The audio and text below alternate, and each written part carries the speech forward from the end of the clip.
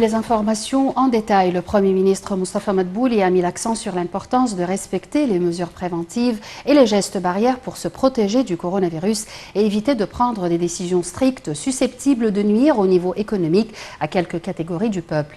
Madbouli s'exprimait via vidéoconférence lors de la réunion du Comité supérieur de la gestion de la crise de Covid-19. Le chef du gouvernement a signalé que le nombre de contaminés par le coronavirus a augmenté et a averti qu'un certain nombre de pays a eu recours récemment au confinement complet, ce qui pousse l'État égyptien à prendre des mesures plus strictes avant que la crise ne s'aggrave.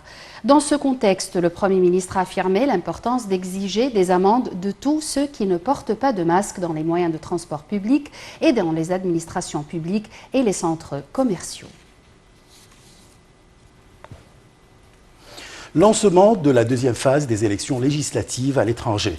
Quelques 63 millions d'électeurs expatriés continuent d'imprimer les bulletins de vote et les envoyer via courrier afin de désigner 568 des 596 députés lors de la deuxième phase des élections législatives.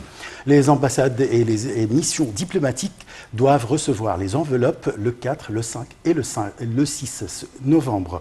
Le ministère des Affaires étrangères a appelé les expatriés égyptiens à consulter le site officiel de l'Autorité nationale des élections pour accomplir leur vote. Une cellule d'opération a été mise en place sous l'égide de la ministre de l'Immigration, Nabila Makram, ainsi que l'Autorité nationale des élections en vue de garantir la transparence du vote. Le ministère soudanais de l'Irrigation a annoncé que l'Égypte, le Soudan et l'Éthiopie, qui ont repris hier les négociations concernant le barrage controversé sur le Nil construit par Addis Abeba, décidaient de former une équipe chargée d'aider les tractations. Le ministère soudanais a indiqué dans un communiqué que les trois parties acceptaient de poursuivre les discussions pour l'intermédiaire d'une équipe de 6 personnes, dont 2 représentants de chaque pays. Il a poursuivi que cette équipe allait établir un cadre de référence sur le rôle des experts afin de faciliter les négociations et présenter ensuite son rapport au ministère de l'Irrigation des 3 pays. Le ministère avait annoncé quelques heures plus tôt la reprise des discussions interministérielles entre les 3 pays, restées au point mort depuis 3 mois.